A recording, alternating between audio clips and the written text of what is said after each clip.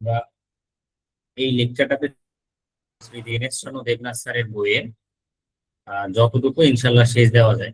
কেমন বোর্ড কি দেখা যাচ্ছে? কেউ একটু কাইন্ডলি রেসপন্স করবেন। হ্যাঁ, দেখা যাচ্ছে। যদি আপনাদের কারো কোনো কোশ্চেন থাকে আমাকে চাইলে জিজ্ঞাসা করতে পারেন, আমি আপনাদের কোশ্চেন নিব। আচ্ছা, আপনারা আজকে একটু চলে যান শ্রী দীনেশচন্দ্র দেবনাথ স্যারের সেকেন্ড চ্যাপ্টারটা।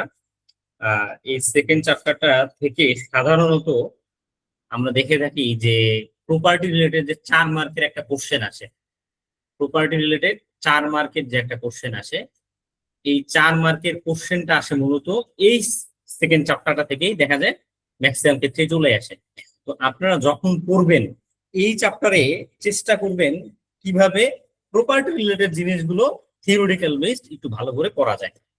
আচ্ছা, এই সেকেন্ড চ্যাপ্টারটা মূলত উত্তরাধিকার আইনের যে সাধারণ নিয়মাবলী আছে, আমরা ইতিমধ্যে অনেক কিছু পড়ে ফেলছি। তারপরও সাধারণ যে কিছু নিয়ম নীতি আছে এই জায়গাগুলো পড়বো। যেমন এখানে আমরা পাবো পিণ্ড কি, এখানে আমরা পাবো পিণ্ড লেপা কি, এই যে ছোট ছোট কিছু টার্ম পাবো। বা এই পিণ্ড দান বলতে আমরা কি বুঝি। তারপর হচ্ছে জীমূত বাহন বা বিজনেশ্বর যারা ছিলেন তারা আসলে এই ক্ষেত্রে কি ধরনের অবদান রাখছেন ইত্যাদি ইত্যাদি জায়গাগুলো। আচ্ছা, হিন্দু আইনে কিছু জায়গা আমি বলবো, আপনারা কাইন্ডলি পরবর্তীতে সুন্দর করে নোট নিবেন, আমি জাস্ট ট্রলি বলে যাব। পিণ্ড বলতে কি বোঝায়, পিণ্ড বিষয়টা কি। এই পিণ্ড শব্দের অর্থ, পিণ্ড আমরা জানি যে বিজনেশ্বর যিনি ছিলেন তিনি মনে করতেন যে পিণ্ডের অর্থ হচ্ছে শরীর, তাই না? এরপর হচ্ছে আমরা জানি যে এটা মানুষের আহ রিলেশন গুলোর সাথে সম্পর্কিত, মানে হচ্ছে ধরেন পিতা এবং সন্তানের মধ্যে যে একটা সম্পর্ক আছে সেই সম্পর্কের জায়গাগুলো টেনে নিয়ে আসে। কিছু কিছু ছোট ছোট জায়গা পাবেন। এবং আমরা জানি যে শরীর বা পিণ্ডর যে কনসেপ্ট এটা কিন্তু মিতাক্ষরা স্কুল অনুযায়ী আসছে। এই ছোট ছোট জিনিসগুলো জাস্ট একটা লাইন করে নোট নেবেন, বিস্তর নোট নেওয়ার কোনো দরকার নেই। একই সাথে সপিণ্ডর যে জায়গাটা, ঝিমুত বাহন কি মনে করতেন যে সপিণ্ড অর্থ মৃত ব্যক্তির শ্রাদ্ধে, শ্রাদ্ধ তো আপনারা বুঝেন, শ্রাদ্ধ কি কেউ বলতে পারবেন? হিন্দু কোনো ভাই বোন আছেন এখানে? কোনো ভাই বোন নাই? ভাইয়া কিছু একটা খাওয়ার টাইপের কিছু। ওই মরার পরে মারা যে গেলে কুলখানির মতো আর কি। জি, মুসলিমরা যে 40 ওই মারা গেলে যে ইয়ে করে ওইভাবে। ওইটা আমরা জানি, মানে স্পেসিফিক করে আমি একটু ডেফিনেশন টাইপের কিছু চাচ্ছিলাম। আমার কোনো হিন্দু ভাই বোন থাকতো তার থেকে এই যদি কিছু। ভাই স্যার শোনেন, আমাদের এটা শ্রদ্ধার সাথে অর্পণ করা হয়, মানে মৃত ব্যক্তির সদ্গতির উদ্দেশ্যে, আত্মার সদ্গতির উদ্দেশ্যে একটা শ্রদ্ধার সাথে নিবেদন করা হয়, যে আচ্ছা, নৈবেদ্য বা বুঝতে পারছি, এটা মনে হয় উজ্জ্বল, উজ্জ্বল আমার বন্ধু। আচ্ছা, সেটা হচ্ছে, এটা আমি যে ডেফিনেশনটা মূলত আপনাদের থেকে চাচ্ছিলাম ওইটা আমিও জানি যে শ্রদ্ধার সাথে কিছু একটা দেওয়া হয়, বা আমাদের মুসলমানরা যে 40 একর অনেক ক্ষেত্রে সেরকম কিছু। মূলত পিতৃকুলের ঊর্ধ্বতন 3 পুরুষ, মানে আপনার পিতার থেকে ঊর্ধ্বতন 3 পুরুষ পর্যন্ত, এবং মাতৃকুলের মানে আপনার মাতার তার থেকে 3 পুরুষ পর্যন্ত, তাদের আত্মার জন্য, তাদের আমরা প্রত্যেকটা জানি প্রত্যেকটা মানুষের শরীরে একটা আত্মা থাকে, তাই না? তাদের আত্মার জন্য, তাদের ওই আত্মার প্রতি আমরা শ্রদ্ধা জ্ঞাপন করতে গিয়ে বা তাদের মঙ্গল কামনা করতে গিয়ে যেই জিনিসটা আমরা করি মূলত সেটাকে বলা হয় হচ্ছে কি শ্রাদ্ধ। শ্রাদ্ধেতে আমরা মূলত কি করি? পিণ্ডদান করি। শ্রাদ্ধতে আমরা কি করি? পিণ্ডদান করি, তাই না? পিণ্ডদান করি। এটা আমার বাসার পাশে আমি একটা হিন্দু স্টুডেন্ট পড়াইতাম, ওদেরকে আমি দীর্ঘদিন পড়াইছি, ওদের দুইজনকে। তো বড়টাকে পড়াইছি, ছোটটাকে পড়াইছি। ওরা দেখতাম এই পিণ্ডদানটা করতো, বিশেষ করে পুকুর পাড়ে গিয়ে। আমি একবারে প্র্যাকটিক্যালি বলতেছি, আমি তো ভুল না বলে থাকি, ভুল বলে আপনারা সংশোধন করে দিন।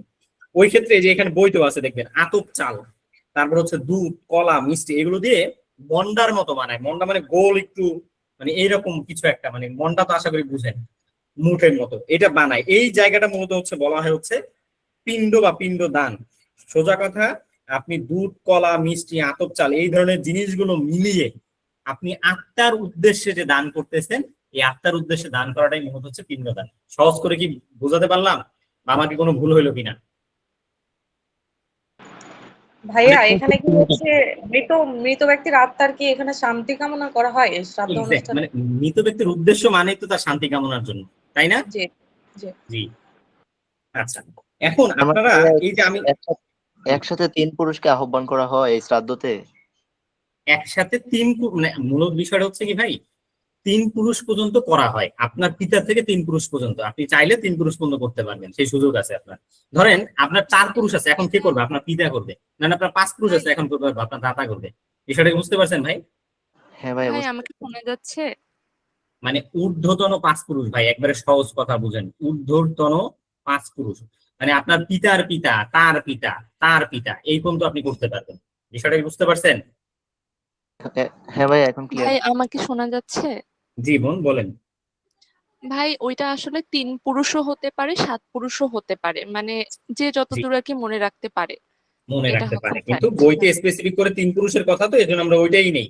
আচ্ছা। 7 পুরুষের না চাই, এখন 3 পুরুষটা নেই, কারণ এটা হচ্ছে মোটামুটি মানে কনক্লুসিভ নেচারের আর কি, সবাই এটা স্বীকৃত। আচ্ছা, এখন মূলত এই যে জায়গাটা যখন আমরা করতে যাব, তখন গতকালকে একটা কোশ্চেন আসছিল ভাই, ত্যায্য বৃত্তর সম্পত্তি কি? কোন একজন বোন মনে হয় সম্ভবত আমাকে ইনবক্সে জিজ্ঞাসা করছেন, ত্যায্য বৃত্ত সম্পত্তি কি। একবারে ত্যায্য বৃত্ত সম্পত্তি সহজ করে যদি আমি বলি, সকল অংশীদারীদের প্রপার্টি দেওয়ার পরে যতটুকু সম্পত্তি থেকে যায়, সোজা কথা অতিরিক্ত যে সম্পত্তিটুকু, সেই সম্পত্তিটুকু মূলত বলা হয় ত্যায্য বৃত্ত সম্পত্তি। সহজ করে কি বোঝা গেছে বোন ভাই?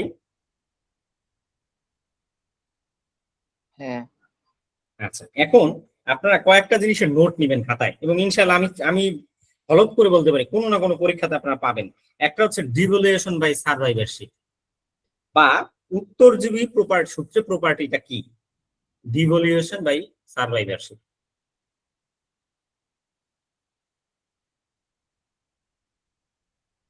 বাংলাতে বলা হয় উত্তরজীবী সম্পত্তি।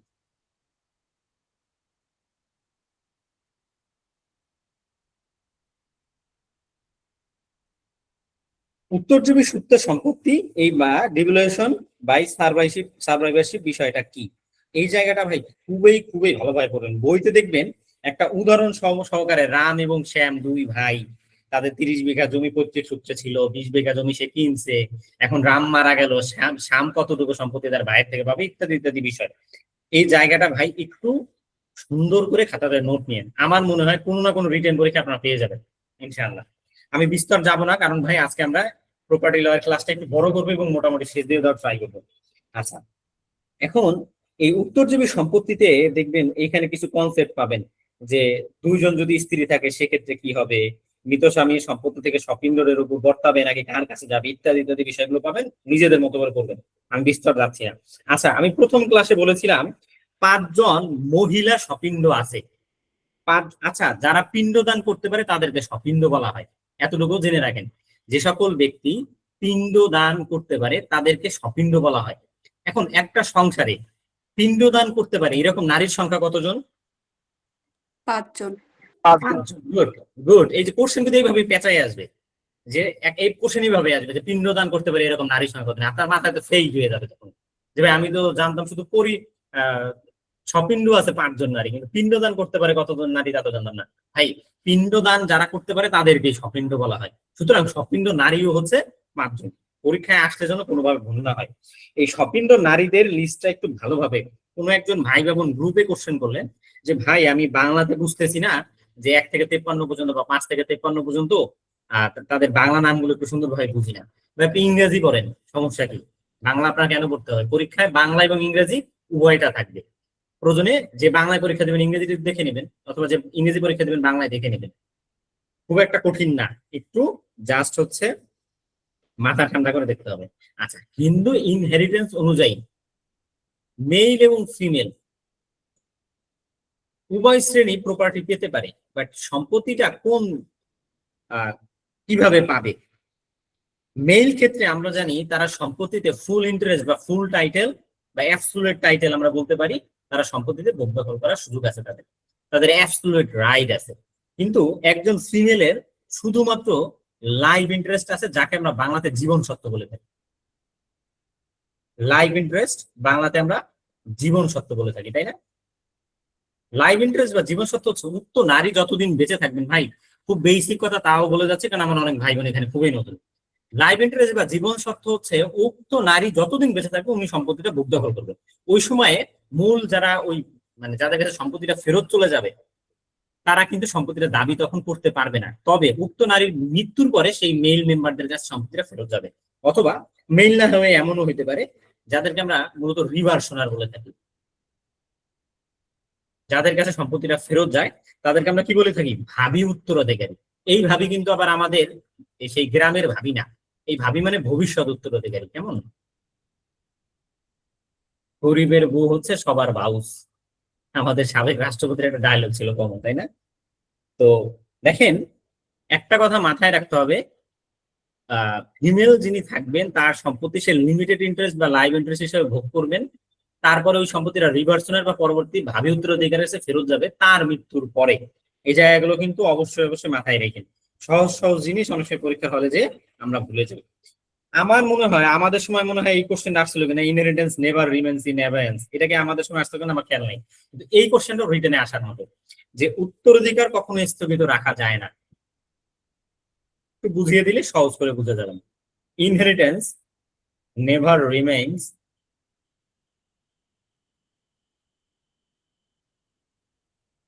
ইন অ্যাবায়েন্স। আচ্ছা, উত্তরাধিকারী কি কখনো স্থগিত রাখা যায় নয়াকারে না। আচ্ছা, হিন্দু আইন অনুযায়ী একজন অন্ধ বা বধির এই ধরনের কোন ব্যক্তি সম্পত্তি থেকে অংশগ্রহণ করে? না ভাইয়া। না ভাইয়া। অন্ধ, বধির, মুখ এরকম কোন ব্যক্তি Hindu according to the Hindu personal law তারা সম্পত্তিতে অংশগ্রহণ করে না। তার মানে দ্যাট মিনস তারা কি অলরেডি কি সম্পত্তি থেকে বঞ্চিত। আমি সম্ভবত আপনাদের প্রথম ক্লাসে একটা কথা বলেছিলাম, property on vested can not be divested. সম্পত্তি যদি একবার অর্পিত হয়ে যায়, একবার যদি বর্তায়, তাহলে ওই সম্পত্তি আর ফেরত আসে না। একটা উদাহরণ দেই, এক উদাহরণ দিয়ে পুরো কনসেপ্টটা সহজ করে বুঝে যাবেন। একই সাথে এই টার্মটা মাথায় রাখেন একটু, প্রপার্টি অন ভেস্টেড, এই সংক্ষিপ্তটা মনে রাখলে বইতে দেখবেন আরো ডিটেলস পাবেন। ক্যান নট বি ডাইভেস্টেড, বইটা আরো বিস্তার আছে। Property on vested absolutely in accordance with law can not be divested. সহজ কথা বাংলা করে বললে, আইন অনুযায়ী সম্পত্তি যদি একবার বর্তায় কারো বরাবর, সেই সম্পত্তিটা ফেরত আসবে না। দেখছি একটু উদাহরণ দিয়ে। সেটা হচ্ছে আমাদের কার কথা বলবো, অনুপ নামে আমাদের কোনো একজন ভাই আছেন। অনুপ নামের কোনো একজন ভাই মৃত্যু বরণ করার সময় তার ওয়াইফ ছিল প্রেগনেন্ট। তার একটা প্রেগনেন্ট ওয়াইফ ছিল, তার একটা চিলড্রেন ছিল যে অন্ধ ছিল।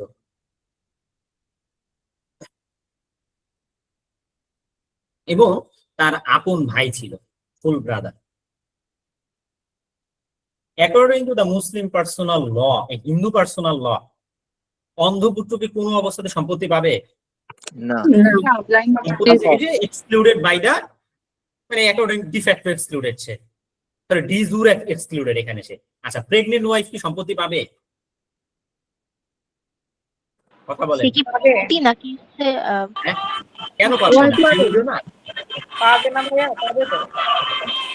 পুত্রবতী হলে পাবে ভাই, ফুল প্রপার্টি পাবে। ব্রাদার কি সম্পত্তি পাবে এখন? না ভাইয়া, পাবে না। না ভাইয়া। পাবে না। আচ্ছা, এখন আমরা এখানে একটু আলোচনা দেখি। এটা আমার ম্যাথ বোঝানোর জায়গা না, আমি এই জায়গাটা মূলত কনসেপ্টটা পুরো আপনাদের বুঝিয়ে দিই যাতে করে একবারে মাথায় গেঁথে যায়। দেখেন ভাই, প্রেগনেন্ট ওয়াইফ, আমরা যদি শিওরও হই প্রেগনেন্ট ওয়াইফের কোলে আর একটা পুত্র সন্তান আছে, স্টিল ওই আমাদের ফুল ব্রাদার কিন্তু সম্পত্তি পরবর্তীতে গিয়ে কিন্তু পাবে না, যে এই বসায় রাখা যাবে না যে আমার এক পুত্র সম্পত্তি থেকে বঞ্চিত হচ্ছে কিন্তু আমার তার একটা পুত্রবর্তী ওয়াইফ আছে যিনি পুত্র দান করবে, তার জন্য সম্পত্তিটা আমি রেখে যাই, সেই পুত্র যাতে পায়। পুত্র পাইলে তো এখানে ফুল ব্রাদার কখনোই আর পাওয়ার সুযোগ ছিল না। কিন্তু প্রেগনেন্ট ওয়াইফ, এটা ভাই কিছু করার নাই, যেভাবে হিন্দুরা আমি সেভাবে বোঝানোর ট্রাই করতেছি। প্রেগনেন্ট ওয়াইফের যদিও পুত্র হবে কিন্তু আপাতত সম্পত্তিটা সেই পাবে, আপাতত সম্পত্তিটা সেই পাবে। ধরেন প্রেগনেন্ট ওয়াইফ, একটা কথার কথা ভাই, এইভাবে না হোক, তার কোলে একটা সন্তান আসবে কিন্তু সেও মারা গেল। এখন আমরা জানি সপিণ্ড 5 জন নারীর কাছে যে সম্পত্তি যাক না কেন, তার মৃত্যুর পরে তা পূর্ববর্তী রিভার্সনারদের কাছে ফেরত যাবে, ভাবি উত্তরাধিকারের কাছে ফেরত যাবে। আচ্ছা, এই ওয়াইফের মৃত্যুবরণ হলে ভাবি উত্তরাধিকারীকে সম্পত্তি, ভাই বোন বুঝতে পারতেছেন কনসেপ্টটা? এখানে তার ফুল ব্রাদার হবে। ফুল না না ভাই, সন তো জন্মগ্রহণ করে ফেলছে, জন্মগ্রহণের পরে তার ওয়াইফ মারা গেছে। তাহলে বিষয়টা কি সন বুঝতে হবে? পারছেন? তার সন হচ্ছে এখন ভাই উত্তরদায়ী। কিন্তু একটা জিনিস সহজ করে বুঝেন, এখানে আমি দুইটা জায়গায় বুঝাই যাবো যাতে করে আপনার সুবিধা হয়। অনুপ যখন মারা যায় তখন কিন্তু এই অনুপ এটা বলে যেতে পারে নাই যে আমার একটা সন আছে, এই সম্পত্তিটা ডিরেক্ট আমার সনের কাছে যাবে, আমার স্ত্রীর কাছে যাবে না। বিষয়টা কি বুঝতে পারছেন? জি ভাইয়া। আচ্ছা, এখন যদি এই রকম হয় যে অনুপের স্ত্রী হচ্ছে নর্মালি স্ত্রী আছে, কোনো পুত্র মানে প্রেগনেন্ট ওয়াইফ না, সে নর্মাল উইডো, সে এখন উইডো নর্মাল। আমি দুইটা কনসেপ্টে বলে যাই। উইডো, সরি আমি ওয়েম্যান লাগলাম কেন, তার ওয়াইফ হচ্ছে উইডো। এখন আপাতত সেই সম্পত্তিটা সে ফুল পাবে। তার মৃত্যুর পরে কি অন্ধপুত্রের কাছে আসবে না ফুল ব্রাদারের কাছে যাবে? ফুল ব্রাদারের কাছে যাবে। ফুল ব্রাদারের কাছে যাবে। এখন এইখানে এর আগের কোশ্চেনটা দেখেন, একটু প্যাচ কিন্তু আমি রেখে গেছিলাম। সেটা হচ্ছে যে ভবিষ্যতে পুত্র হবে এই চিন্তা করে আমি কিন্তু কি করতে পারি নাই, সম্পত্তি আটকায় রাখতে পারি নাই। অন্ধপুত্র ধরেন বয়স হচ্ছে 23 বছর, আমি প্রত্যেকটা জায়গায় বলে যাচ্ছি। এটাও কিন্তু যেটা বললাম মাত্র একটা একটা আর একটা ম্যাথ, এইটা হচ্ছে থার্ড ম্যাথ। অন্ধপুত্রের 23 বছর, সে একটা বিয়ে করলো, বিয়ে করে তার ঘরে একটা পুত্র সন্তান আসলো। আচ্ছা, সন সন কি দাদার সম্পত্তিতে অংশগ্রহণ করে? জি ভাইয়া। করে। হ্যাঁ করে তো, বাপ মারা গেলে সন সন থাকলে তো করে। অন্ধপুত্র কি সম্পত্তিতে অংশগ্রহণ করতো বোন বা ভাই? না না ভাইয়া। না, অন্ধ ব্যক্তি। তাহলে তার ঘরে যে পুত্র হইলো সে কি তার দাদার সম্পত্তি এখন পাবে? হ্যাঁ, পাবে কেন? সব যদি ফুল ব্রাদারের ওই যে কাছে রিপ্রেজেন্ট করবে, বাবার বাবাকে রিপ্রেজেন্ট করবে। একজন একজন একজন একজন বলেন, সবার যুক্তিই নিব, আপনাদের এই ক্লাস থেকেই বুঝে যান। Representation আসছে এখানে ভাইয়া। কিন্তু সম্পত্তি তো অলরেডি একজনের কাছে ভেস্টেড হয়ে গেছে। ধরেন আমি একটা কথা বলি, আরো সহজ করে বলি, এখানে ওয়াইফ নাই, পুত্র ফুল ব্রাদার, সম্পত্তি ফুল ব্রাদারের কাছে চলে গেছে, অ্যাবসোলিউট অংশীদারের কাছে। এখন কি হবে? এখন আর ডাইভার্সিটি হবে না। পাবে না, এখন পাবে না, ফুল ব্রাদারের কাছে। এক্স্যাক্টলি। দেখেন ভাই, প্রথম তিনটা যে কনসেপ্টের কথা বললাম ভাই, সেই তিনটা কনসেপ্ট দিয়ে আপনাদের ম্যাথ আসতে পারে। প্রথম তিনটা কনসেপ্ট দিয়ে ম্যাথ আসতে পারে। আর এই যে 4 নাম্বার কনসেপ্টের কথা এখন কথা বললাম, এটাতে থিওরির কোশ্চেন আসতে পারে। ম্যাথ আকারে কেন বুঝাইলাম? যাতে আমার ভাই বোন ম্যাথ গুলোও পারে। এখন কিন্তু ভাই ফুল ব্রাদারের কাছে এখন সম্পত্তিটা চলে যাবে। এর পরবর্তীতে এই অন্ধপুত্র যদি একটা পুত্র হয়, কোনো সুযোগ নাই আর তার কাছে সম্পত্তিটা ফেরত যাওয়ার। আপনার কি কনসেপ্টটা পুরো ক্লিয়ার এখন? জি ভাইয়া। জি ভাইয়া, মানে ওই ডক্ট্রিনটা অ্যাপ্লাই হবে একবার হচ্ছে প্রপার্টি। এক্স্যাক্টলি, এই যে তখন হচ্ছে property on vested can not be divested, এই ডক্ট্রিনটা হচ্ছে অ্যাপ্লিকেবল হবে। বুঝতে পারছেন ভাই বোন? পরীক্ষায় কোশ্চেন মূলত কিভাবে আসবে? পরীক্ষায় কোশ্চেন আসবে, আপনাকে এই ডক্ট্রিনটা উঠাই দিয়ে বলবে যে হচ্ছে আপনি এই ডক্ট্রিনটা বিস্তারিত আলোচনা করেন। তখন আপনি কি করবেন? ডক্ট্রিনটা নিয়ে একটু আলোচনা করে এই উদাহরণগুলো টানবেন, এই উদাহরণ দিয়ে বুঝাবেন। তাহলে যে জায়গাটা হবে যে আপনি ক্লাসটা সুন্দর, সরি, তাহলে হচ্ছে যে জায়গাটা হবে আপনি আপনার অ্যান্সারটা বেশ বড় করতে পারবেন, it will look eye catching. সুতরাং এই কাজটা এই মাথায় রেখে একটু করতে পারে। অথবা এই পুরো কনসেপ্টে আসতে পারে যে সম্পত্তি উত্তরাধিকারী কারোর জন্য স্থগিত থাকে না। স্থগিত থাকে না মানে ওই যে অন্ধপুত্রের পুত্রের জন্য স্থগিত সম্পত্তিটা থাকলো না, এটা কিন্তু ফুল ব্রাদারের কাছে চলে গেল। এইভাবে ব্যাখ্যা করতে পারে। বিষয়টা বুঝাতে পারলাম? ফুল ব্রাদারের কাছে অর্পিত না যদি না হয়, এই ক্ষেত্রে তো পুত্র পাবে, অন্ধপুত্র পাবে যদি না হয়। ওইটা আমরা না যাই ভাই, এটা অর্পিত জায়গা, আমরা অর্পিতের মধ্যেই থাকি, কেমন? আচ্ছা, হিন্দু আইনে ভাইয়া স্থলবর্তী- আপনি হচ্ছে উত্তরজীবী সূত্রের হচ্ছে মানে যে কথাটা বললেন ওটা ঠিক বুঝতে পারিনি।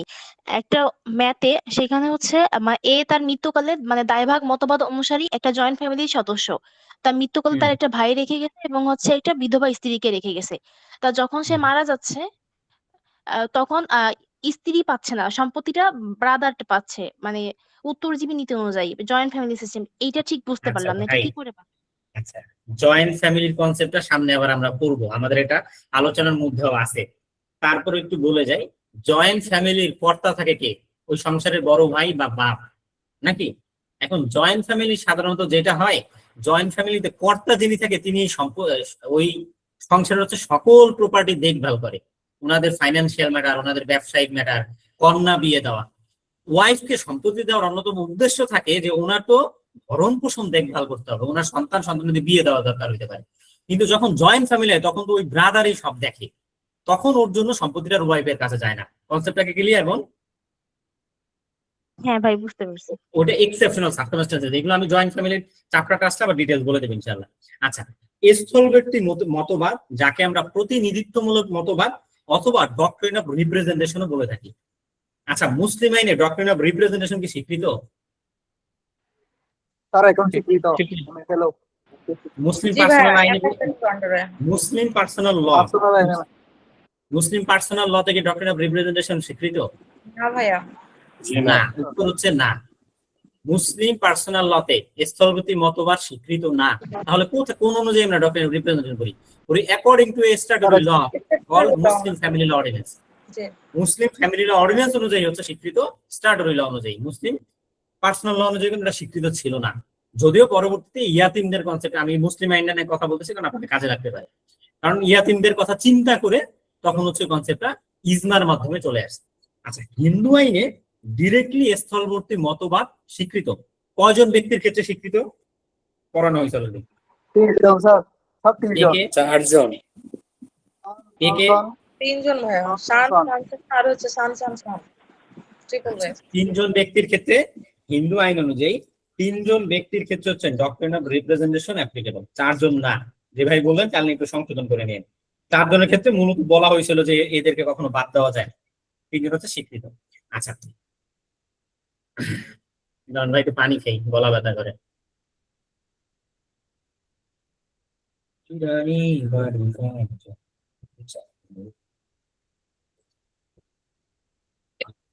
আসলে কি পড়াতে চাইলে এত বিস্তারিত পড়াতে মন চায়, শর্ট শর্ট কোর্সে পড়ানোটা খুব টাফ হয়। তারপরও চেষ্টা করতেছি একটু গুছিয়ে দেওয়ার, আমার ভাই বোনের জন্য কষ্ট কম হয়। আচ্ছা, ডক্ট্রিন অফ রিপ্রেজেন্টেশন 3 ডিগ্রি পর্যন্ত অ্যাপ্লিকেবল, তাই তো? রাইট ভাই, এটা একটু মাথায় রাখেন যে হিন্দু আইন অনুযায়ী ডক্ট্রিন অফ রিপ্রেজেন্টেশন 3 জন ব্যক্তি বা 3টা গ্রেড পর্যন্ত অ্যাপ্লিকেবল হবে। আচ্ছা, আমরা প্রথম ক্লাসে পড়েছিলাম রুলস অফ এক্সক্লেশন। আমি কি এটা আপনাদের লিখিয়ে দিয়েছিলাম? রুলস অফ এক্সক্লেশন কারা কারা হিন্দু আইনের সম্পত্তি পায় না, এটা কি লেখানো হয়েছিল? হ্যাঁ লেখাইছিলেন ভাই। সেই রুলস অফ এক্সক্লুশন গুলো আপনারা বলবেন যে উত্তরাধিকার থেকে বঞ্চিত কারা কারা হতে পারে। বলা যায় না, কখনো না কখনো কোনো না কোনো পরীক্ষাতে আপনার বিস্তর 4 মার্কের একটা কোশ্চেন এখান থেকে চলে আসতে পারে। যেহেতু ইতিমধ্যে আমি পড়াচ্ছি, আজকে আর এটা বিস্তারিত যাব না। রুলস অফ এক্সক্লুশনটা খুবই সুন্দর সুন্দর করে পড়বেন, এবং এখানে পড়তে গিয়ে বিশেষ করে property on vested can not be divested এই সম্পর্কিত একটা মামলা হচ্ছে মনিরাম ভার্সেস কিরিকলতানি। ইতিমধ্যে গ্রুপে আমরা একজন উইনার পেয়ে গেছি। কোন উইনার না, মানে খুবই ভালো একটা নোট। এটা হচ্ছে অ্যাডভোকেট নিপা রানী সাহা, ক্লাসে আছে কিনা জানি না। তার বরাবর একটা মুসলিম লয়ের বই যাবে, খুবই সুন্দর একটা নোট আছে নিপা। আচ্ছা, নিপা আমার এমন না যে নিপা আমার কাছের বোনের জন্য দিচ্ছি, কিন্তু নিপা খুবই ভালো একটা নোট করছে, এবং নিপার এটা যাবে ইনশাল্লাহ দুই চার দিনের মধ্যে নিপার হাতে পৌঁছে যাবে।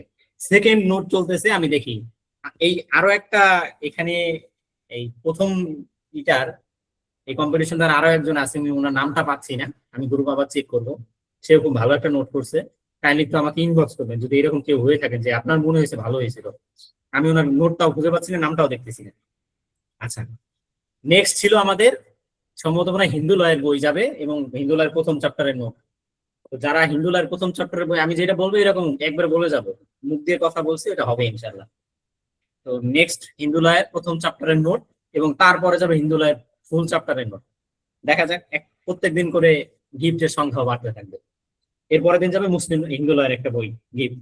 আচ্ছা দেখেন, নুরুন নবী মন্ডল ভার্সেস জয়নাল আবেদিন খন্দকার, এই মামলাটা খুবই খুবই গুরুত্বপূর্ণ একটা মামলা, এবং এটা পড়বেন। এইখানে বিশেষ করে অ্যাডাল্টারি যারা করে, বিশেষ করে ব্যভিচারিণী যারা আছেন, তাদের কনসেপ্ট সম্পর্কিত কিছু বিষয় চলে আসছে।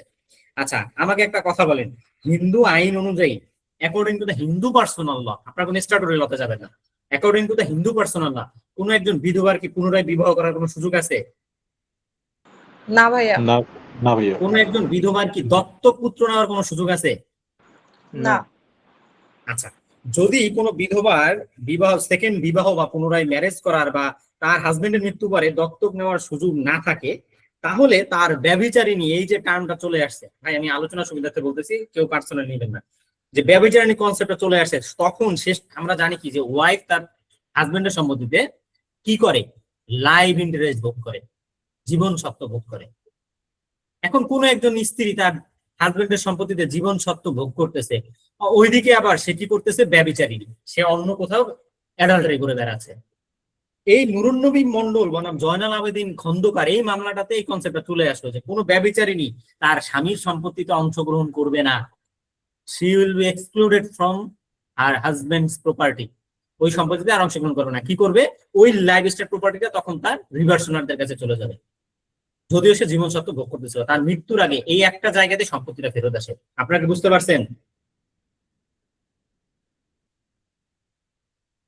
এই জায়গাটাকে বুঝতে পারছেন কিনা ভাই বোন? জি ভাই। আচ্ছা, আর এখন একবার বলেন, আমি এখানে শুনতে পাইনি এটা।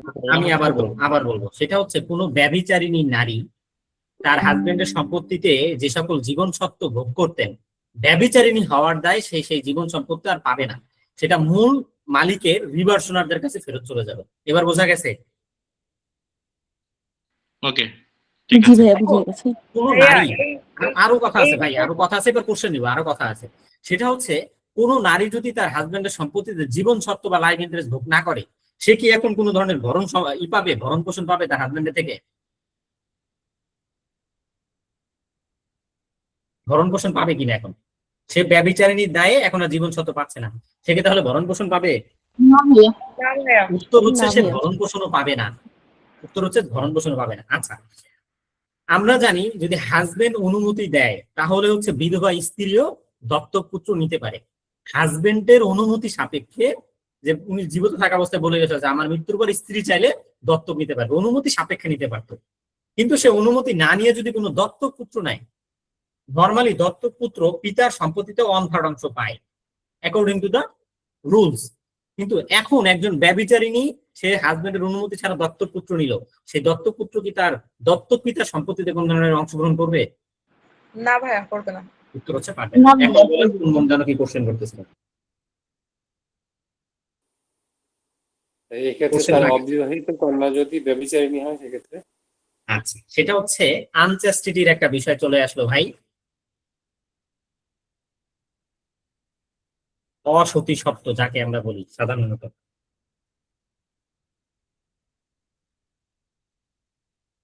অসতীত্ব, তাই না? একজন নারী অসতীত্ব হওয়ার কারণে সম্পত্তিতে অংশগ্রহণ করতে পারে নয়াকারে না, এগুলো রুলস অফ এক্সক্লুশনের মধ্যে অলরেডি চলে আসছে ভাই। দেখেন, সেই কনসেপ্ট গুলো যারা শুধু রুলস অফ এক্সক্লুশনটা ভালোভাবে পড়বে তাদের জন্য থিওরিও সহজ। কোন নারীকে আনচেস্টিটি হলে সম্পত্তিতে অংশগ্রহণ করে ভাই? না। আচ্ছা, কোথা থেকে পাইলাম? এটা পাইলাম একটা মামলার মাধ্যমে, সেটা হচ্ছে ছিল নগেন্দ্র ভার্সেস বিনয় কৃষ্ণ।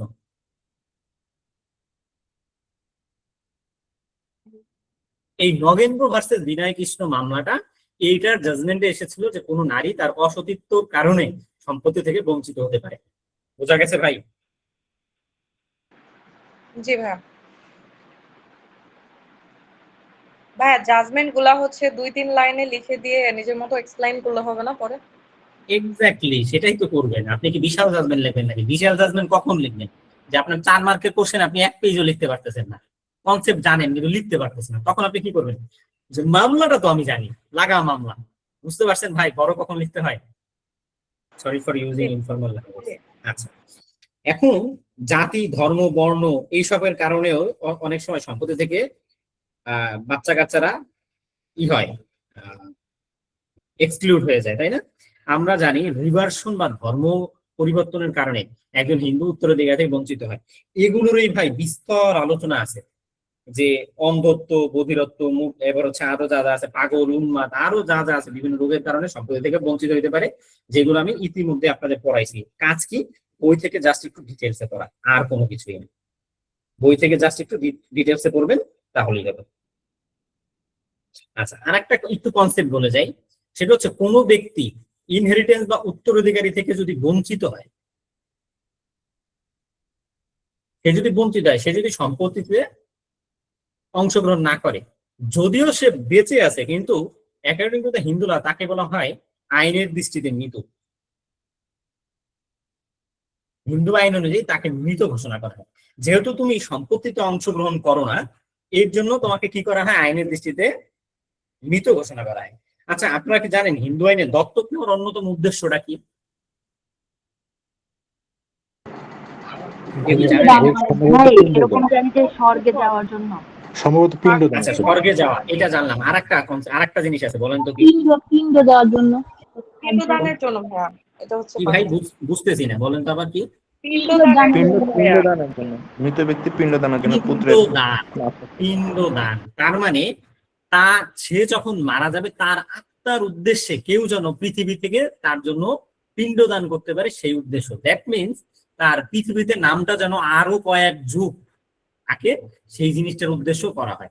এখন কোন লোক যখন হচ্ছে ইনহেরিটেন্সের প্রপার্টি কাউকে দিয়ে যেতে পারতেছে না, দ্যাট মিনস তার আর মানে লাইনেসটা কন্টিনিউ হচ্ছে না, এই কন্টিনিউটির উদ্দেশ্য দত্তকটা দেওয়া হয়। আমি এগুলো বলবো দত্তক করানোর ক্ষেত্রে, জাস্ট এই আলোচনা করলাম। এখন কোন লোক যখন সম্পত্তিতে কাউকে দিয়ে যেতে পারতেছে না, এবং অথবা কোনো না কোনো গ্রাউন্ড হচ্ছে তার সম্পত্তি যে উত্তরাধিকারী ছিল তারা সম্পত্তি থেকে বঞ্চিত হলো, তখন সে সকল ব্যক্তিদের কি বলা হয়, আইনের দৃষ্টিতে মৃত বলা হয়।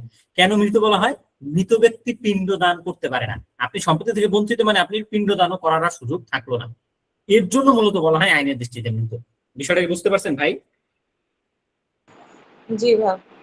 আচ্ছা, এখন আমি একটা কনসেপ্টের জিজ্ঞাসা করি, অন্ধপুত্র সে কি পিণ্ডদান করতে পারবে? না ভাইয়া। পারবে? পারবে না। কেন পারবে না? কারণ সে মৃত। কারণ সে তো ইনহেরিট করতে পারে না প্রপার্টি। এক্স্যাক্টলি, অ্যান্সারটাকে পেয়েছেন ভাই। এবার রিলেট করে পড়তে হবে ভাই, একটার সাথে আরেকটা রিলেট করে পড়তে হবে। রিলেট করে পড়লে আমার ভাই বোনের জন্য সহজ হবে ইনশাআল্লাহ। ইন্ডিয়াতে অনেক অ্যামেন্ডমেন্ট হয়েছে, ইন্ডিয়া অনেক লিবারেল হয়েছে হিন্দু লয়ের ক্ষেত্রে, কিন্তু ভাই বাংলাদেশে এখনো খুব একটা লিবারেল হয় নাই। আমার যারা হিন্দু ভাই বোন আছে কাছে, তারা অবশ্যই এটা রিলেট করতে পারবে। আচ্ছা, আমরা জানি হিন্দু আইনে প্রচলিত মতবাদ হচ্ছে দুইটি, বা স্কুল অফ ল হচ্ছে দুইটি। একটা হচ্ছে ডায়ভাগা স্কুল অফ ল, আর একটা হচ্ছে মিতাক্ষরা স্কুল অফ ল।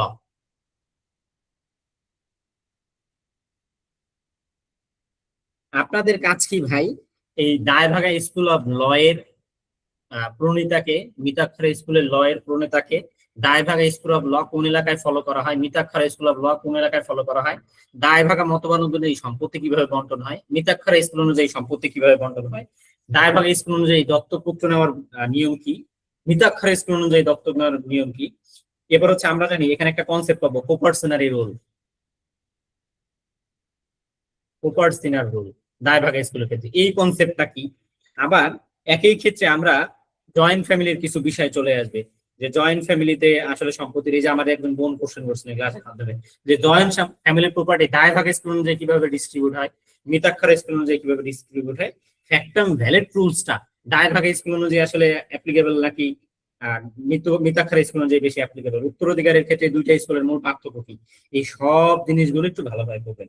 মূলত ডায়ভাগা স্কুলের ক্ষেত্রে এই ফ্যাক্টাম ভ্যালিড রুলসটা বেশি প্রচলিত ডায়ভাগা স্কুলের ক্ষেত্রে। তার মানে আমাদের বাংলাদেশের জন্য এই রুলসটা কিন্তু খুবই বেশি ইফেক্টিভ। খুব ভালোভাবে পড়বেন। মিতাক্ষরা এবং ডায়ভাগা স্কুলের পার্থক্যটা খাতার মধ্যে 1 পেজের মধ্যে নোট করবেন, যাতে করে এই স্কুল থেকে যে কোনো কনসেপ্টের প্রশ্ন আসলে যেন আপনি উত্তর করতে পারেন। হিন্দু ল সর্বোচ্চ 20 পেজ নোট করবেন ম্যাক্স, এর থেকে কম করলে আরো ভালো, 15 পেজ করতে পারলে আরো ভালো, পুরো থিওরি। এর বেশি যাবেন না ভাই, বেশি গেলে কিন্তু আপনারা ফেসে যাবেন। একটু মাথা ঠান্ডা করে খুব অল্পের মধ্যে নোট নেবেন। হিন্দু ল অনুযায়ী সপিণ্ড পুরুষ কতজন? 48 জন। 48 জন। আবার 53 জন কেউ আবেগে দেখাই দিয়েছেন না, এমন এটা মাথায় রাখতে হবে কিন্তু। এই যে এই হুটহাট কোশ্চেন করবো যাতে দেখি আপনারা পারেন কিনা। আচ্ছা, ডায়ভাগা যেহেতু আমরা বাংলাদেশের যারা হিন্দু ভাই বোন আছে, যেহেতু আমরা ডায়ভাগাটা ফলো করে থাকে, তারা ডায়ভাগা স্কুল অনুযায়ী মূলত উত্তরাধিকার 3 প্রকার। কি কি বলেন না কেন? সপিণ্ড, শাকীয়, সমানাধিকার। ওকে, সপিণ্ড কারা? যারা পিণ্ড দান করতে সক্ষম। এক্স্যাক্টলি। পিণ্ড। সকুল্য কারা? সপিণ্ডর পরে যারা পিণ্ড লেপ অবশিষ্ট যারা পায়। আচ্ছা, এই 3টা কনসেপ্ট ভাই সুন্দর করে পড়বেন, এখান থেকে ইনশাআল্লাহ লিখে রাখেন। প্রিলিমিনারি কোশ্চেন কোনো না কোনো পরীক্ষাতে ইনশাল্লাহ পাবেন। আচ্ছা, যে জায়গাটা একটু জানা দরকার সেটা হচ্ছে, আমরা জানি সকল্য পিণ্ডদান করতে পারে, সপিণ্ড পিণ্ডদান করতে পারে, সপিণ্ড সংখ্যা 43, এই 53। সকল্য কারা? সকল্য হচ্ছে প্রপিতামহ। প্রপিতামহর ঊর্ধ্বতন 3 পুরুষ। এই ওয়ার্ড সব মনে রাখবেন, ঊর্ধ্বতন 3 পুরুষ। তাহলে সমনোদক কারা? সমনোদক হচ্ছে সকল্যর পরে, সকল্যর 3 জনের পরে ঊর্ধ্বতন 7 পুরুষ। এই যে আমার যে বোন কোশ্চেন করছিলেন যে ভাই 3 পুরুষ এবং 7 পুরুষের কনসেপ্টটা একটু 7 পুরুষও করতে পারে, সে যতজনকে মনে রাখতে পারে। মূলত বিষয়টা হচ্ছে বোন, সকল্য পর্যন্ত 3 পুরুষ পর্যন্ত মনে রাখাটা উচিত। প্রত্যেকটা মানুষ দেখেন, আপনি আপনি আপনার কথা চিন্তা করেন, আপনি আপনার দাদার নাম বাবার নাম জানেন, আপনি আপনার দাদার নাম জানেন, আপনি আপনার দাদার বাবার নাম জানেন। এর বাইরে কতজন বলতে পারবেন যে আমি আমার দাদার বাবার বাবার নাম জানি? আসলেই জানি না, আমিই জানি না। আমার বাবার নাম মুজিবুর রহমান, আমার দাদার নাম রহম আলী সর্দার, আমার দাদার বাবার নাম গগন সর্দার। এরপরে কিন্তু আর আমি জানি না ভাই, টু বি অনেস্ট আমি জানি না। অনেকে জানতে পারেন, এইটার জন্য মূলত বলা হয় যে মুসলিমের জন্য তো 4 জন ওই যে উত্তরসূরির নাম মনে রাখা ওয়াজিব। তাই নাকি ভাই? এটা আমি জানতাম না, তাহলে আমি খুব শীঘ্রই আজকে জানলাম, জ্ঞানে আসলো, কালকে 10 পুরুষ পর্যন্ত প্রয়োজনে বের করে ফেলবেন ইনশাআল্লাহ। দেখেন আমার জানা নাই ভাই, এই জন্য জানি না। অ্যাটলিস্ট হিন্দু আইন অনুযায়ী সকল 3 পুরুষ পর্যন্ত অবশ্যই অবশ্যই জানা উচিত, এবং সমনোদক পরবর্তী যদি মনে থাকে তাহলে এই 7 পুরুষ পর্যন্ত সে শ্রাদ্ধ করতে পারবে। এবার কি বোঝা গেছে? জীবন কোশ্চেন করছিলেন আমাকে। আচ্ছা, যদি উনি মনে হয় হয়তো নাই ক্লাসে। আর সকল্যদের উদ্দেশ্যে মূলত হচ্ছে পিণ্ডলেপা দান করা হয়, আর সমনোদকদের উদ্দেশ্যে মূলত জল নিবেদন করা হয়। জল, পুকুরে জল ঢালে বা তাদের ওই কোথাও যেটা যেখানে জল ঢালার সেখানে জল ঢালে। আচ্ছা, এরপরে আমরা হিন্দু আইনের 53 জনের মধ্যে 37 জনের লিস্টটা অন্তত 30 জনটা পড়তে বলছিলাম। যদি 37টা পড়া যায় সব থেকে ভালো, you R most welcome.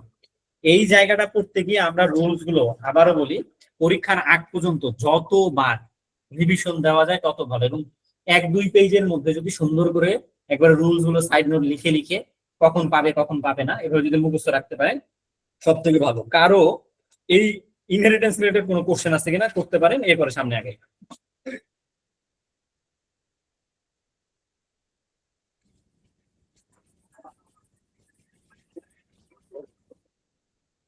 Question নাই?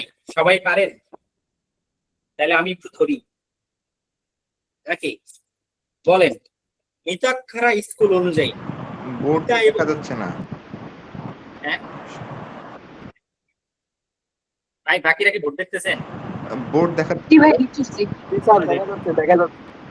ভাই আপনি একটু লিভ নিয়ে আবার জয়েন করেন, হয়তো আপনার নেটের সমস্যা হচ্ছে। মিতাক্ষরা স্কুল অনুযায়ী, আচ্ছা ঠিক আছে ভাই, ঠিক আছে। মিতাক্ষরা স্কুল অনুযায়ী পিতা আগে দাদি সম্পত্তি আগে পাবে নাকি দাদা আগে সম্পত্তি পাবে? দাদি পাবে আগে। গুড, তাহলে টুকটাক মনে আছে। তাহলে এই জিনিসটা অবশ্যই অবশ্যই মাথায় রাখবেন। শুধু মিতাক্ষরা স্কুল অনুযায়ী 2 জন ব্যক্তিতে হেরফের হয়ে যায় সাধারণত, পিতা এবং দাদা এবং দাদির মধ্যে। দাদা এক্ষেত্রে আগে প্রায়োরিটি পেয়ে যায়।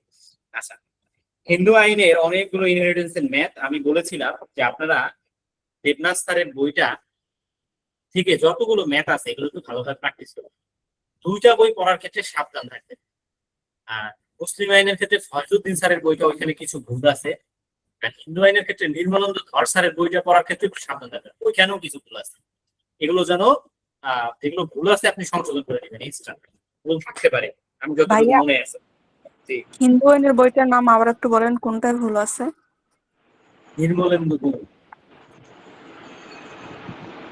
ভাই আপনাদের একটা কথা বলি, আমি এই বই পড়ি নাই, একটা কথা বলি যাচ্ছে, যারা রুলস ভালো শোনেন, একটা সবার উদ্দেশ্যে একটা কথা বলি, যারা রুলস গুলো ভালোভাবে পারেন তাদের জন্য এই সকল ম্যাথ, হিন্দু আইনে কোনো ম্যাথ প্র্যাকটিস হোক।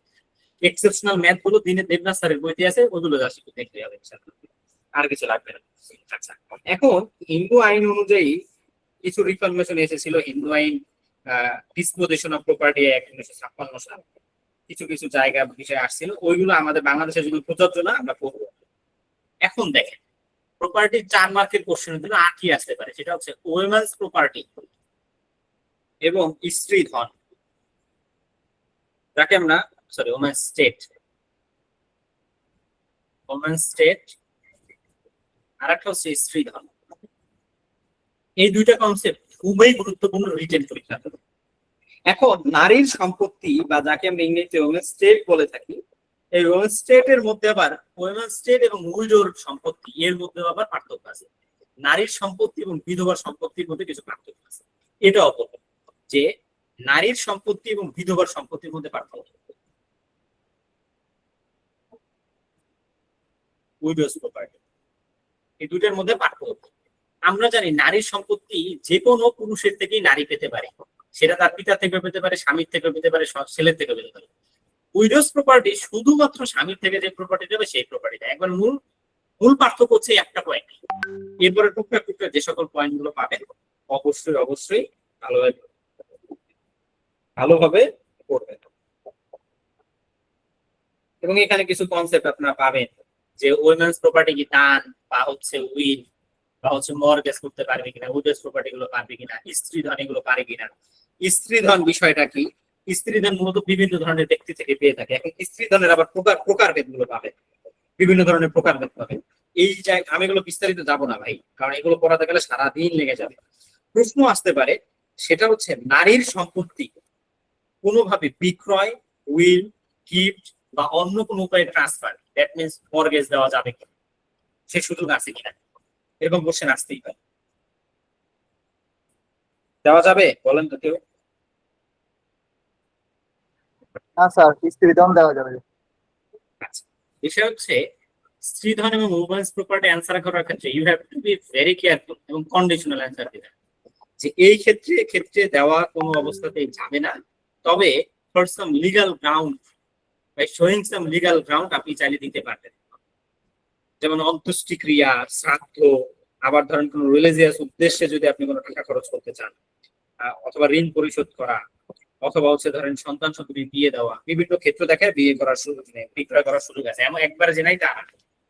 আপনারা খুবই ভালোভাবে এই যে তিনটা টপিকের কথা বললাম, উইমেন্স স্টেট, উইডোজ প্রপার্টি, স্ত্রীধন, এগুলো খুবই ভালোভাবে করবেন। স্ত্রীধন পড়তে গিয়ে এগুলো যদি কোনো প্রকারভেদ খুঁজে পান সেগুলো কিন্তু খুব ভালোভাবে করবেন। স্ত্রীধন কোনগুলোকে বলা হয় সেই জায়গাগুলো করবেন। আচ্ছা, আপনারা কি সৌদাকিয়া, অসৌদাকিয়া এই সকল টার্মের নাম শুনছেন? না ভাই, শুনি নাই। যে এই যে স্ত্রীধন করতে গিয়ে আপনারা বিভিন্ন টপিকস এর আলাপ আলোচনা পাবেন, সেই জায়গাগুলো একটু ভাই ভালোভাবে করবেন। সৌদাকিয়া, অসৌদাকিয়া, যৌতুক, অযৌতুক ইত্যাদি বিষয়গুলো অবশ্যই ভালোভাবে করবেন। আজকে আমি কিছু শর্ট নোটের কথা বলে দিব, টপিকস এর নাম, সেগুলো আপনারা শর্ট নোট নেবেন। এগুলো আমি বিস্তারিত যাচ্ছি না ভাই, এগুলো পড়বেন কিন্তু মাস্ট। যেমন 16তম জুডিশিয়ারিতে আমি যদি ভুল না করে থেকে অযৌতুক থেকে সম্পত্তি প্রপার্টি থেকে অংশ থেকে কোশ্চেন আসছে। কি কি? সৌদাকিয়া, সৌদাইকা, সরি অসৌদাইকা, তারপর হচ্ছে যৌতুকা, অযৌতুকা। এই অযৌতুকা থেকে হচ্ছে 16তম জুডিশিয়ারিতে রিটার্ন কোশ্চেন আছে। সুতরাং আপনাদের কিন্তু এগুলো ভালোভাবে আয়ত্তে আনতে হবে। আশা করি আপনারা ভালোভাবে পড়বেন। প্রপার্টি লয়ের 4টা টপিকস আবারও বলে যাই, সেটা হচ্ছে রুলস অফ এক্সক্লুশনের যে চ্যাপ্টারটা আমরা পড়লাম ভালোভাবে, সেই জায়গাটা খুব ভালোভাবে একই সাথে স্ত্রীধন, উমেন্স স্টেট, আর একটা হচ্ছে উইডোজ প্রপার্টি, স্ত্রীধন, এই জায়গাগুলো খুবই ভালোভাবে করবেন। রিটেনের 4 মার্কের যে কোশ্চেনটা আছে এর মধ্যে ইনশাআল্লাহ কমন করে দেবেন, আমি এটা আপনাদের ইনশিওর আশা রাখি করে যাবো। আচ্ছা, এছাড়া তো আমাদের অনেকগুলো টপিকস পড়তে হবে। আমাদের অ্যাডাপশন বা দত্তকের চ্যাপ্টার করতে হবে, সেগুলো কি প্রপার্টি রিলেটেড, তাই না? তারপর হচ্ছে আমাদের পড়তে হবে ম্যারেজ চ্যাপ্টার, আমাদের পড়তে হবে হিন্দুরায় তো ডিভোর্সের কোনো সুযোগ নেই। আমাদের গিফট, উইল, এগুলো কিন্তু আবার প্রপার্টির মধ্যে, গিফট, উইল একটু পড়তে হবে। এগুলো আমি আবার একটু ধারাবাহিকতা আগায় যাই, আশা করি আপনারা কাজে লাগবে ইনশাআল্লাহ। আচ্ছা, যেহেতু আজকে বলছিলাম প্রপার্টি পার্টটা পড়াবো, আপনারা কাইন্ডলি একটু চলে যান গিফট এবং উইলের চ্যাপ্টারে। মাঝের চ্যাপ্টারগুলো আমি নেক্সট ক্লাসে পড়াবো। গিফট এবং উইলের চ্যাপ্টার দীনেশচন্দ্র দেবনাথের 66 পেজের আশেপাশে হবে গিফট এবং উইল চ্যাপ্টার। দান ও ইচ্ছা পড়ো।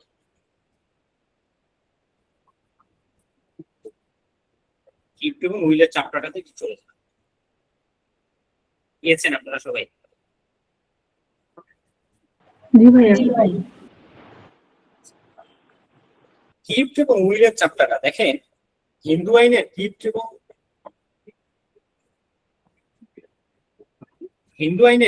এবং উইলের যে চ্যাপ্টারটা, সাধারণত এই দুইটা chapter transfer of property act, এই ট্রান্সফার অফ প্রপার্টি অ্যাক্টের আমি ভুল করে থাকলে 121 থেকে 129 ধারার যে প্রফেশন গুলো আছে অনেকটাই অ্যাপ্লিকেবল হয়। যার কারণে হিন্দু আইনের দান এবং উইল করতে গিয়ে ওই দুইটা চ্যাপ্টারটা খুব বেশি মাথায় রেখে পড়বেন। আশা করি ইনশাআল্লাহ আপনাদের কাজে লাগবে।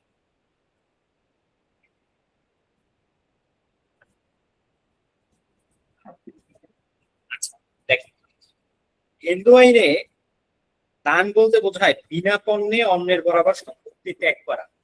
আমার সম্পত্তি অন্য কোনো ব্যক্তির থেকে আমি কি করলাম, তাকে কোনো ধরনের টাকা পয়সা তার থেকে দাঁড়িয়ে আমি তাকে দান করে দেব। দান করতে গিয়ে, এই দানের চ্যাপ্টারটা করতে গিয়ে আপনারা কি কি করবেন আমি একটু বলে যাই। দান বলতে আপনি কি বোঝেন, এই দানের ইসেনশিয়াল বা উপাদানগুলো কি কি? আমরা জানি একটা দান করতে হলে দাতা থাকতে হবে, গ্রহীতা থাকতে হবে, এক্সিস্টেন্স অফ দ্য প্রপার্টি, সম্পত্তি অবশ্যই এক্সিস্টেন্সে থাকতে হবে। এমন না ভবিষ্যৎ প্রপার্টি আপনি দান করতে পারবেন, এই ধরনের সুযোগ নাই হিন্দু আইনের, দাতা কিন্তু অনেকটাই মুসলিম আইনের মতো। এবার হচ্ছে পণবিহীন প্রপার্টি। পণবিহীন মানে সেটা হচ্ছে প্রাইসলেস, কোনো ধরনের, সোজা কথা একটু ল্যাঙ্গুয়েজে চেঞ্জ, কোনো ধরনের কি নিতে পারবেন না, টাকা পয়সা নিতে পারবেন না। এটা হইতে হবে ভলান্টারি, স্বেচ্ছায় হইতে হবে, এবং কিছু প্রসিজার যা ফলো করতে হয় হিন্দু আইনে সেগুলো ফলো করতে হবে। আচ্ছা, এখন কোনো ব্যক্তি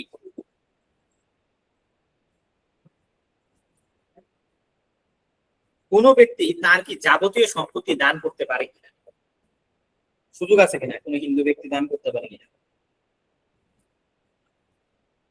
ধরেন আমি কার কথা বলবো, ধরেন নিপার কথাই বলবো, আমার ছোট বড় নিপা হচ্ছে 50 লক্ষ টাকার মালিক। কথার কথা, নিপা 50 লক্ষ টাকার মালিক। নিপা জীবিত আছে, নিপা বলতেছে আমি 50 লক্ষ টাকা দান করে দেব। নিপা কি সম্পূর্ণ 50 লক্ষ টাকা দান করতে পারবে? আমার কোশ্চেনটা কি বুঝতে পারছেন ভাই বোন? ভাই দায় ভাগ অনুযায়ী তো পারে।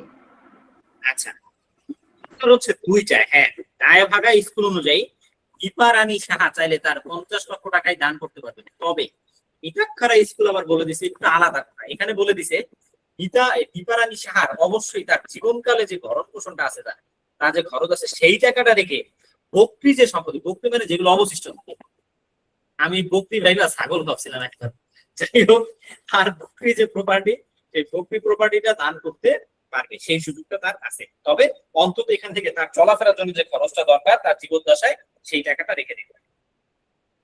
আচ্ছা, স্ত্রী ধন কি দান করা যায়? স্ত্রী ধন দান করা যায় কি? ভাই যায়, কিন্তু স্বামীর অনুমতি লাগে। আচ্ছা, এইগুলো যাবে, কিছু কনসেপ্ট আছে। একটা প্রিন্সিপাল বলে ডোনাশিও মর্টিস পৌজা, মৃত্যুকালীন দান, যাকে আমরা মৃত্যু ক্রিয়াকালীন দান বলেও থাকি। প্রশ্ন হচ্ছে হিন্দু আইন অনুযায়ী এটা কি বৈধ কিনা, স্বীকৃত কিনা?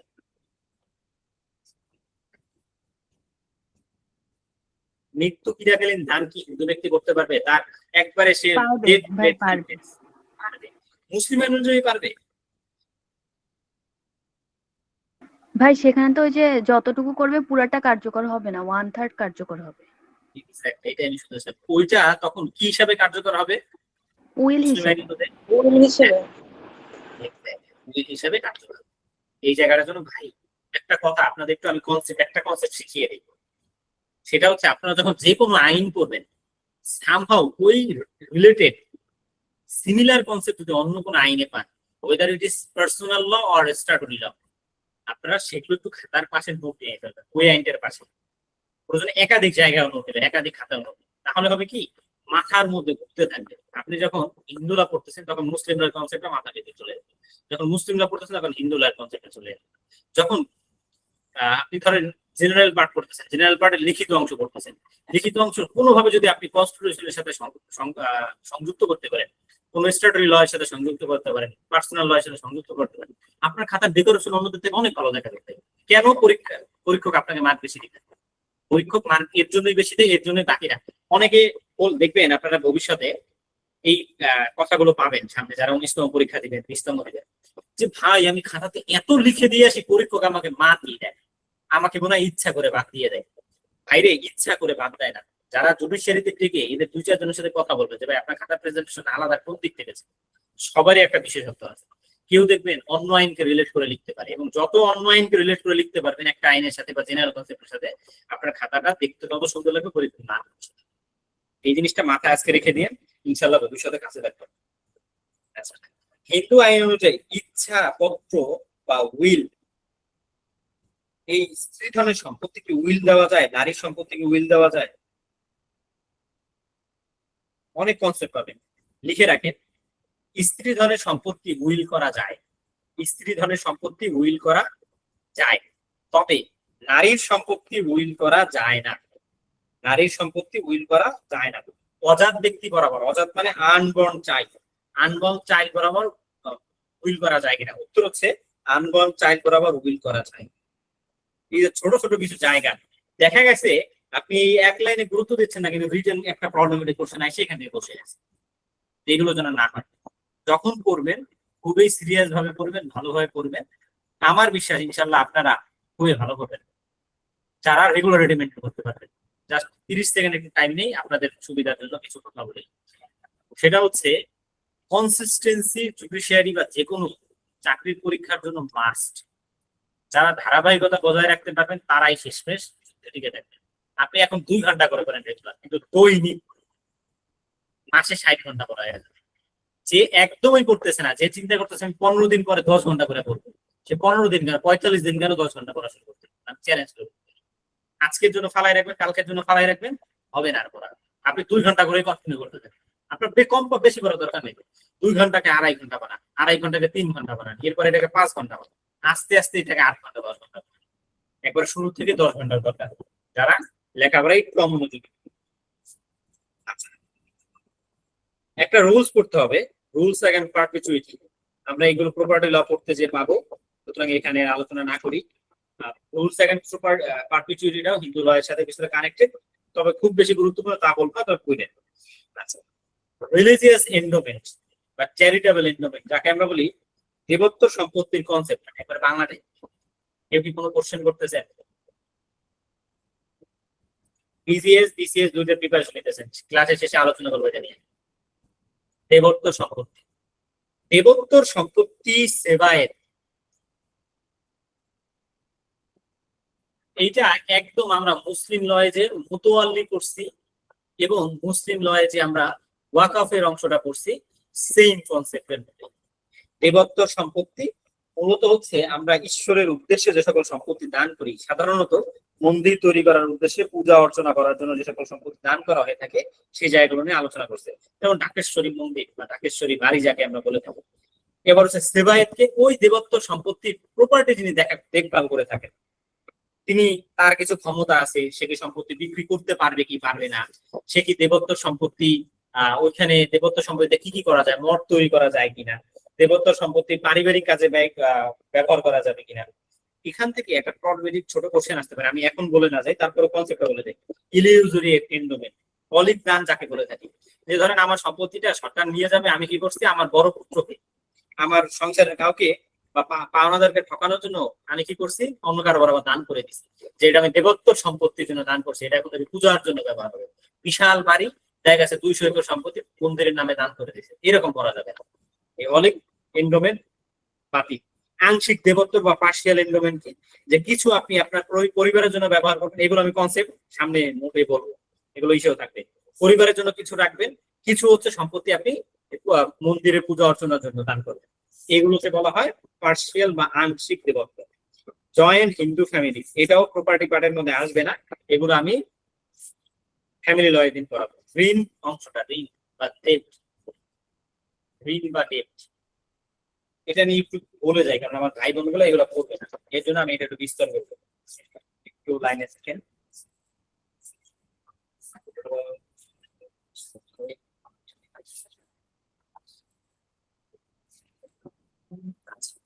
দেখেন এখানে লায়াবল এর সার্ভাইভারশিপ একটা কনসেপ্ট চলে আসবে, সেটা হচ্ছে পিতা, পিতার পিতা এবং পিতার পিতার পিতা, তারা যদি কোনোভাবে কোনো ধরনের ঋণ রেখে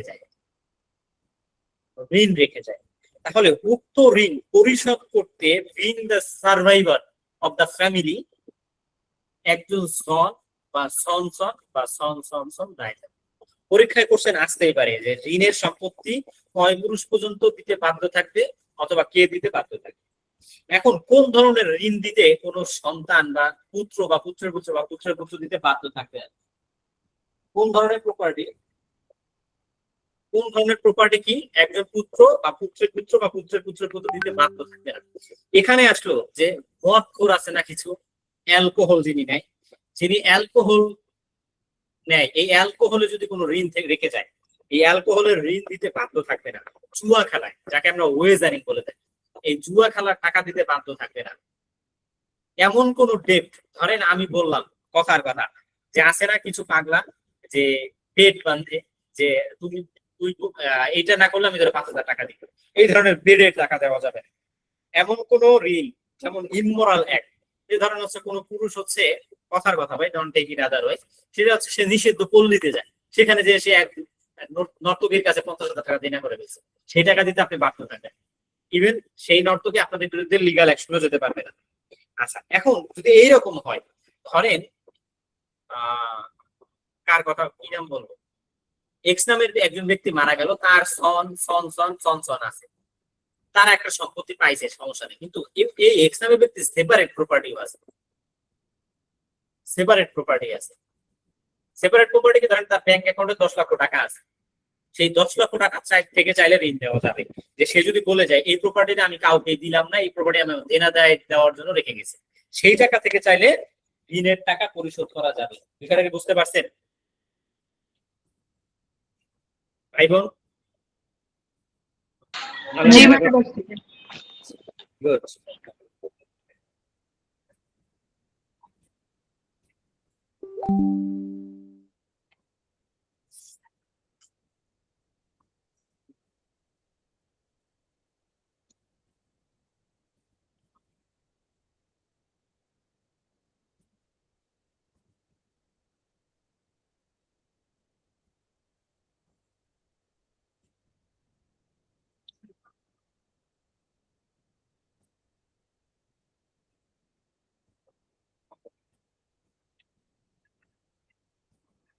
তো ভাই বোন,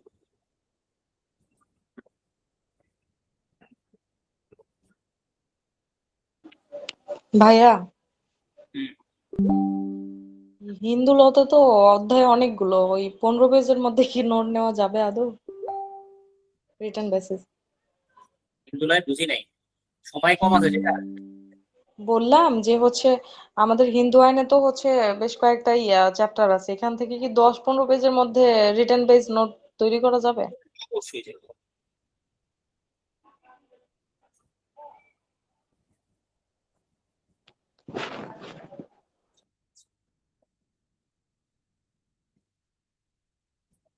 আচ্ছা, দেখেন এই দায় ভাগা প্রপার্টি এবং হচ্ছে মিতাক্ষরা স্কুল অনুযায়ী যে সকল জায়গাগুলো আছে তো ভালোভাবে বলবো। আপনারা একটু শেষে 13তম অধ্যায়টাতে যান, প্রপার্টির এই অধ্যায়টা দিয়ে প্রপার্টি অঙ্কটা শেষ হয়ে যাবে। 13তম অধ্যায়টাতে যান,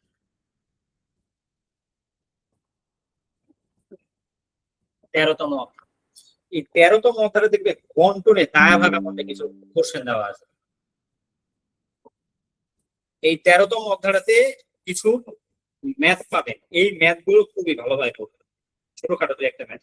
14তম অংশ অধ্যায়টা যে দেখবেন ছোট ছোট কিছু শর্ট নোট আছে, ছোট ছোট কিছু শর্ট নোট আছে, এই শর্ট নোট গুলো একটু ভালোভাবে পড়বেন, কেমন?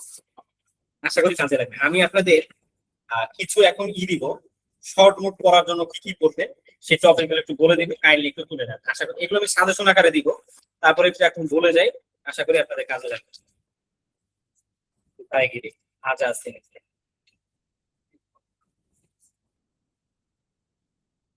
শর্ট নোট করবে ইনডিভাইজেবল প্রপার্টি।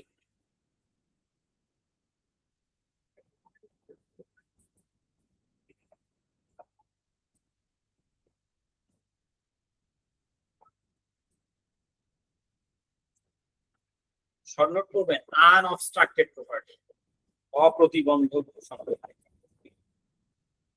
এগুলো শর্ট নোট, একদম এক পেজের 3 ভাগের 1 ভাগের মধ্যে লিখতে হবে। এগুলো হচ্ছে অবস্ট্রাক্টেড প্রপার্টি, এগুলো দেবনাথ স্যারের বইতে সব পাবেন। পড়বে স্পেস সাকসেশন নিয়ে,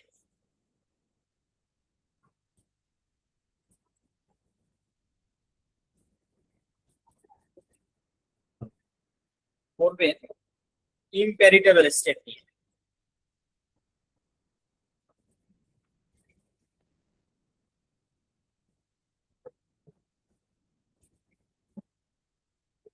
পড়বেন সেপারেট বা সেলফ অ্যাকোয়ার্ড প্রপার্টি নিয়ে,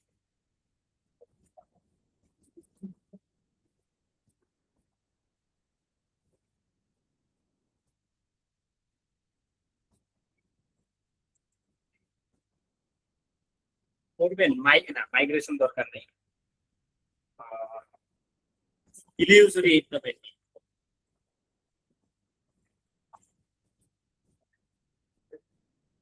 ইলিউজরি ইন্টারভেট,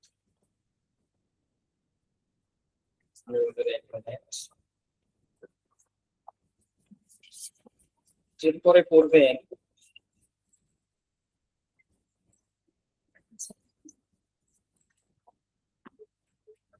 রিভার্সনার নিয়ে। এগুলো শর্ট নোট করবেন প্রত্যেকটা, আরো মনে হয় 2-1টা বাদ চলে যেতে পারে, এগুলো একটু খুঁজে নিয়ে। আচ্ছা, এরপরে করবেন আরো 2-1টা কনসেপ্ট মাথায় আসতেছে না, যাই হোক বলতেছি আস্তে আস্তে। আচ্ছা, ডাবল অ্যাডাপশন নিয়ে, এগুলো শর্ট নোট দিবেন, বলা যায় না 4 মার্কের কোশ্চেন, অনেক সময় এখান থেকে কোশ্চেন সলভ করে যেতে পারে।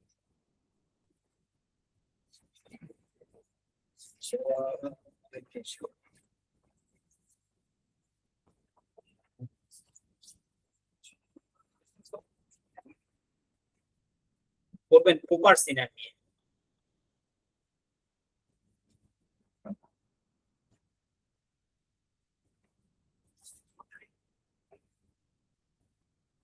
পার্শিয়াল আংশিক দেবত্তর, এটা বলবেন।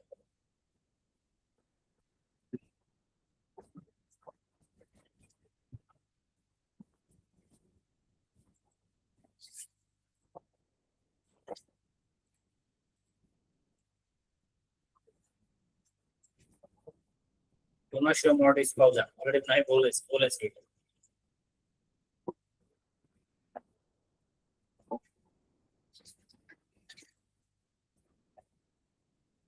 আচ্ছা, এবার বিবাহ চ্যাপ্টারে গেলে কিছু কি পাবেন, যেমন ওই যে আপনার অসবর্ণ প্রণয় গঠিত বিবাহ ইত্যাদি, এবার এই যে ফ্যাক্টাম ভ্যালেট প্রিন্সিপাল, যেগুলো ইতিমধ্যে মানে ক্লাসে বলা হয়েছে, এগুলো একটু খুঁজে খুঁজে পড়বেন।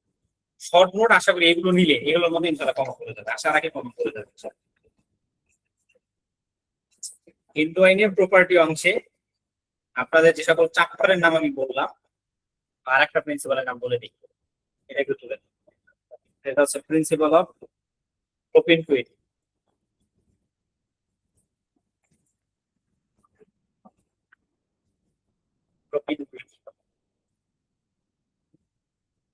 Principal of spiritual benefit. এই প্রিন্সিপাল সোশ্যাল কয়টা শর্ট কোশ্চেন বললাম, একজন ভাই বোনের গুণে বলেন তো। 15টা।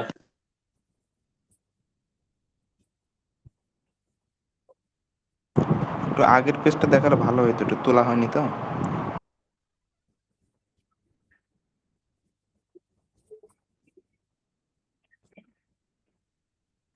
কোপার সিনারির আগের পেজটা আর কি।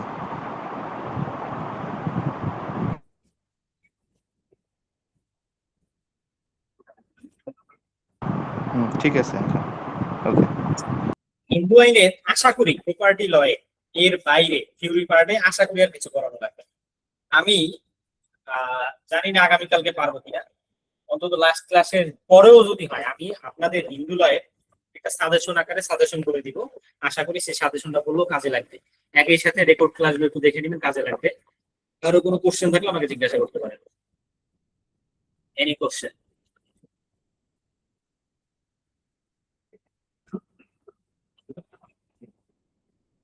প্রপার্টি পার্ট নিয়ে যে কোনো ধরনের কোশ্চেন চাইলে জিজ্ঞাসা করতে পারেন। আর আপনারা অবশ্যই আমি কথাটা বারবার বলে যাচ্ছি, হিন্দুলা একই সাথে আপনারা এখনই এখন থেকে আপনারা হিন্দু লয়ের এই অংশগুলো করে ফেলেন। ম্যাথ গুলো করে ফেলেন। এখনই করলে হবে কি, বারবার প্র্যাকটিস করবেন, দেখবেন মাথায় গেঁথে যাবে। প্র্যাকটিস না করেন পরবর্তীতে দেখবেন মাথায় থাকবে না। এই জিনিসটা মাথায় রেখে প্রচুর করবেন। আর নোট গুলো খুব প্রিসাইজ ওয়েতে নিবেন, যাতে করে এই নোটটা দিয়ে আপনি ভবিষ্যতে রিটেন পরীক্ষাটা ভালোভাবে দিতে পারেন।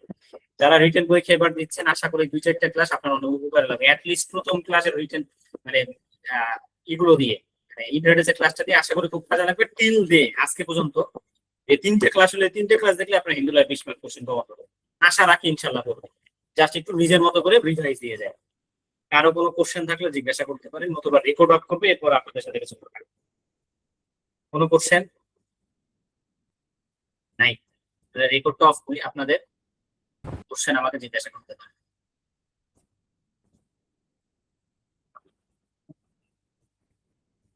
অফ হইল।